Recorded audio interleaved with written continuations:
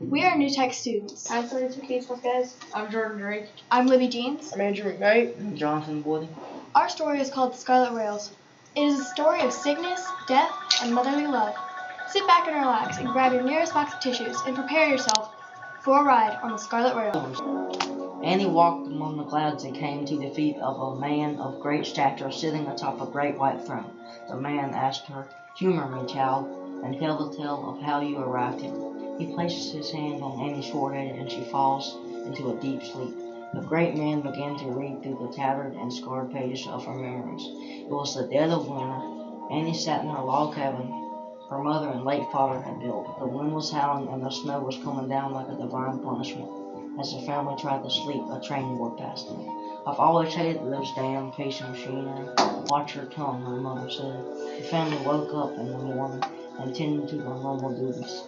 As the pages of Annie's past turned, a great man came across a railroad line being worked on by exploited and down on their luck workers. A train roared by, and it sounded like the screaming of 10 men doomed to die.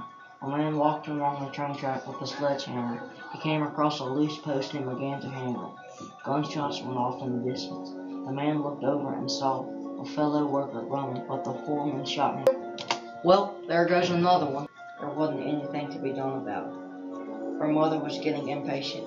Annie and her mother had a rocky relationship, and when her mother got outside, she scolded Annie, not understanding the pain she was in. Her mother knew she was sick, but didn't have to baby her. The great man was disgusted by this and turned away to another page. A man plowing on a tobacco farm stopped to rest. As he stood next to his plowing mule, the owner of the farm came to talk to him. "What train are we raiding?" the younger man asked as the elderly man approached. "We're raiding the train that was just built. It runs off of 220, the old man's voice was rapid and real. "I know which one you're talking about. I heard it. It's carrying a remedy for scarlet fever." "Yup, but there's also an area for liquor stores." The page turns again. Cough, cough. "She has strep throat," one of her many sisters said. "If this snow doesn't let up, she could get scarlet fever," another sister said. "Lord, please don't take my daughter, Lord, I beg you," her mother prayed. The wind continued to howl. Back on the railroads, the men working on the tracks walked out of the mess hall.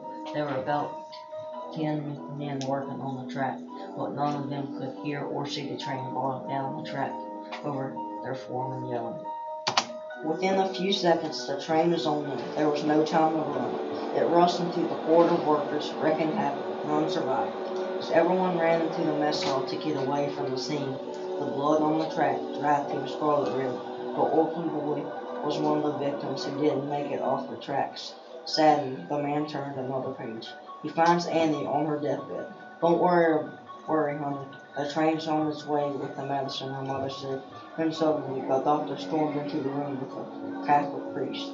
The doctor was breathless as he said, "Annie, it was my sorrowful duty to tell you the train isn't coming.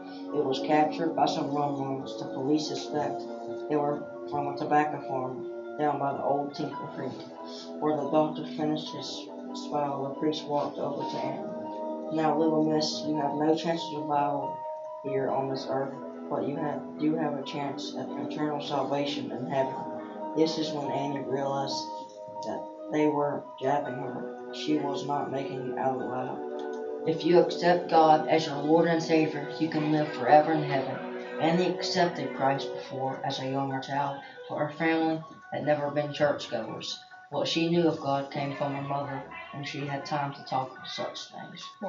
Annie began to pray with the priest. She repeated the words, "Though I walk through the valley," but before the prayer could be finished, she died. And that night, the moon turned scarlet red. If the train didn't hit those people and was forced to stop, if the train had the slightest bit of protection, the rum runners, they wouldn't have taken it. If the rum runners had chosen any other train, an innocent life could have been spared. As the late Friedrich Nietzsche once said, "To live is to suffer, to survive is to find something meaning in the suffering."